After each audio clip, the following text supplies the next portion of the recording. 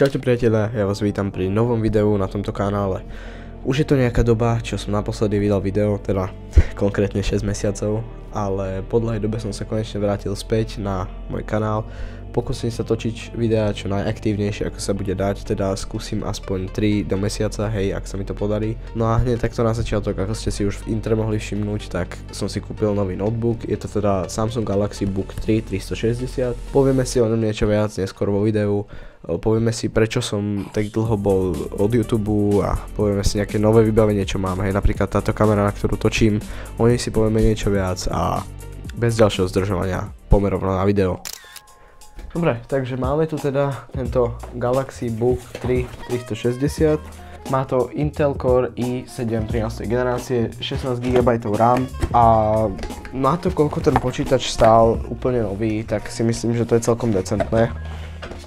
Tu máme teda samotný počítač, tu bude nabíjačka, takto.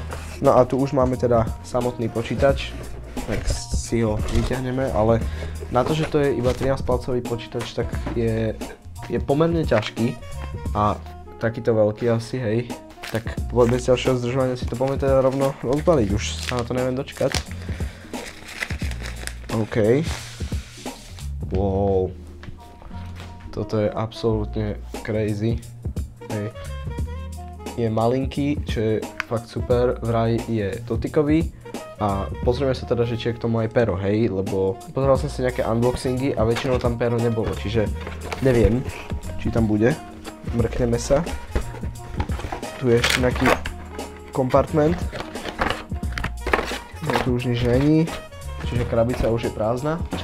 Tu je USB-C-čkový kábel a keby sa mi to tak podarí vybrať, a pozrite si, čo je k tomu. Je k tomu teda aj stylus, alebo pero. No a tu je teda samotný notebook Galaxy Book 3 360, tak si ho ideme otvoriť. Dám vám prvý pohľad. Wow. Má power? Má šťavu. Už sa zapína. Dobre, ja si teda idem notebook teraz setupnúť a uvidíme sa za chvíľku. Dobre, ja už som sa vrátil späť. Notebook mám už úplne setupnutý, už som si tam ponadstavoval aplikácie rôzne, mám to tam všetko teda nadstavené. No a teraz si poďme povedať niečo viac o tomto notebooku. Notebook je teda 13 palcový, pomere na centimetre je to okolo tých 30 cm. Je veľmi malinký, ako si môžete všimnúť, hej, keď dám k tomu dlaň, tak je dosť malý. V počítači je teda zabudovaný Intel Core i7 1360p. Som rád, že to není účková rada, pretože účková rada sú úsporné, dajme tomu. Tento má trošku silnejší procesor, čiže by mal zvládať rendering a tak ďalej, Má tu 16 GB RAM, 512 GB storage a Intel Iris Xe graphics. Nie je to vyslovene počítač na hry, hej, niečo ako MacBook, proste je to vyslovene počítač na prácu, čo mne akurát vyhovuje. V minulom videu som mal Acer Aspire 315, ktorý sa mi podarilo teda predať, ten som dal preč, pretože už som sa rozhodol, že sa teda viac chcem fokusovať na prácu a editing YouTube a takéto než na gaming, od hier sa chcem úplne odtrhnúť. Tak som si vybral teda tento počítač, asi mesiac som vyhľadával fakt nejaký perfektný pre mňa a našiel som tento. No a ak sa pýtate teda koľko tento notebook stál, tak stál 395 €. Kupoval som ho na Bazoši, pán čo to predával, tak on kupuje v podstate veci v Nemecku a potom to dováža na Slovensku a tam tuto to predáva, hej, trošku za lacnejšiu cenu, pretože v Nemecku je samozrejme takmer všetko lacnejšie. Som to spravil takto, počítač bol úplne nový, nerozbalený, iba teraz akože ten unboxing už bol rozbalený, ten počítač nebol úplne nový proste, hej, ja už som ho predtým rozbalil, čiže ten unboxing bol v podstate taký. No, ale z hľadiska výzoru je tento notebook absolútne nádherný. Displej to má AMOLEDový 13,3 palcový, čo je podľa mňa dostatočné, je to teda malinký notebook, čo presne ja som chcel. Je to 2 v 1 notebook, to znamená, že notebook sa môže pretočiť na druhú stranu a stať sa z neho tablet. Má to dotykový touchscreen, tie farby na tej obrazovke sú proste nádherné oproti tomuto počítaču, čo vidíte tu vzadu. To má najlacnejší LCD displej na trhu, čo je, teda je to klasický LCD-čkový matný displej, hej, nič proste fantastické. Som teda rád za tento switch, že som teda prešiel už na kvalitnejší displej, tam sa bude všetko automaticky lepšie robiť. Repráky to má parádne a inak z hľadiska výzoru, akože podsvietená klávesnica, tá klávesnica, no proste počúvajte ten zvuk tej klávesnice, hej.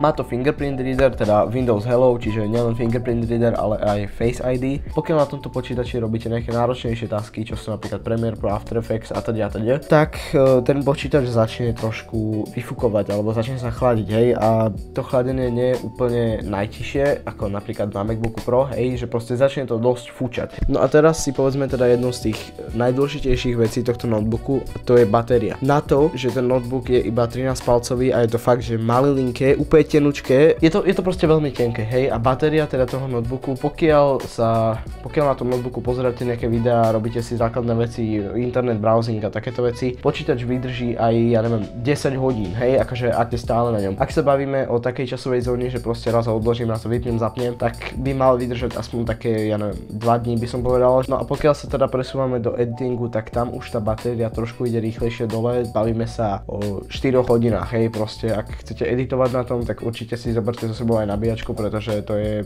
pri tom editingu fakt ako najdôležitejšia vec, keďže ten editing proste žiada veľa. To je asi odo mňa všetko ku tomuto notebooku. Ak by ste chceli notebook pre študentov, ako som napríklad ja, niečo na jednoduchý editing, ako sú takéto videá, alebo niečo na Word, web browsing a takéto pozeranie videí, tak určite odporúčam tento notebook, je to proste 10 z 10. Tu vám hodím predajcu, ktorý mi to predal. Ak chcete od neho niečo kúpiť, tak tu máte jeho bazoš. To je odo mňa asi všetko ku tomuto notebooku. Ja vám teda ďakujem, že ste si toto kratučké video pozreli a ak sa vám teda toto video páčilo, tak vás prosím, aby ste dali like a odber.